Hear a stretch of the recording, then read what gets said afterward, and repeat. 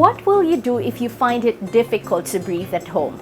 In this video, I will teach you how to correctly do one breathing technique that we use in lung rehab that will benefit you or a loved one if you have difficulty with breathing. I will also teach you how to correctly measure your oxygen level in your blood, and stay with me until the end for you to know when to call your doctor or consider supplemental oxygen.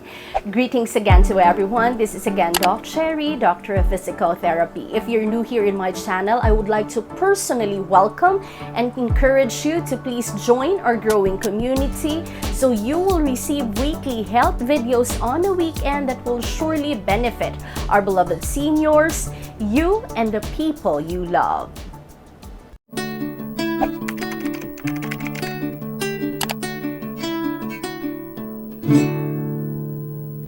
If you find it difficult to breathe, common causes or conditions of the lungs wherein your airways becomes inflamed and narrowed, such as a case of asthma and COPD.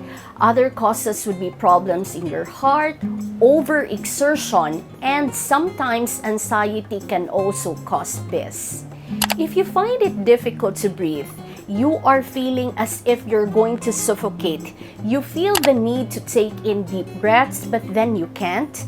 You feel that your chest becomes tight, and you feel that breathing becomes hard work and exhausting. This will result to panic. You will tend to put more air into your lungs by breathing more quickly. But the problem with this is it will cause your respiratory muscles to tire more easily, making you feel more out of breath. To gain control of your breathing, you sit down. Rest both feet on the floor. You slightly put your chest forward and then put your elbows on your knees. Another effective and easy way to help you with difficulty breathing is a popular technique that is part of lung rehab programs and is called as Spur sleep breathing.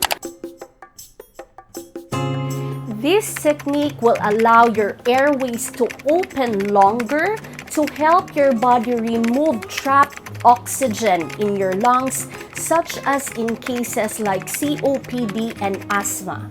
This is a quick and easy way to slow your breathing, making each breath more effective.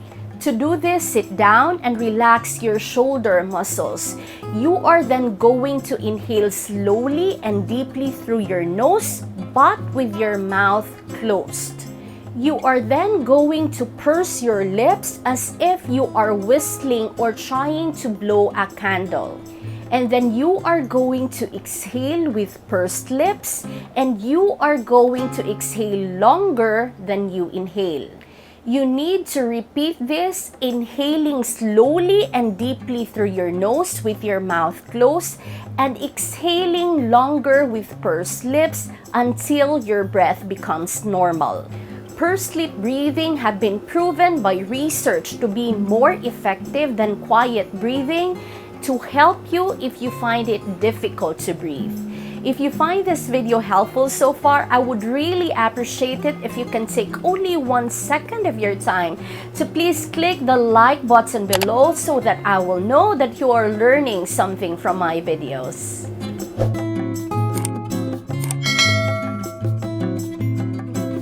Now, if you are wondering if you have sufficient amount of oxygen in your blood, you can check your oxygen level at home through a pulse oximeter. You can buy this without prescription in pharmacies and medical supply shops. I personally think having one at home is good, especially if someone in your household has a lung condition. These won't cost you much, but it can measure the amount of oxygen in your blood even when you are at home. To use a pulse oximeter, it is best to do this in a sitting position and clip it in your index or middle finger. Keep the pulse oximeter on your finger for at least a minute, preventing any motion until the reading stabilizes. The pulse oximeter can also measure your heart rate. Normal amount of oxygen in your blood should be above 95%. If your reading is already 90%, please call your doctor immediately because 89% would mean that you need supplemental oxygen.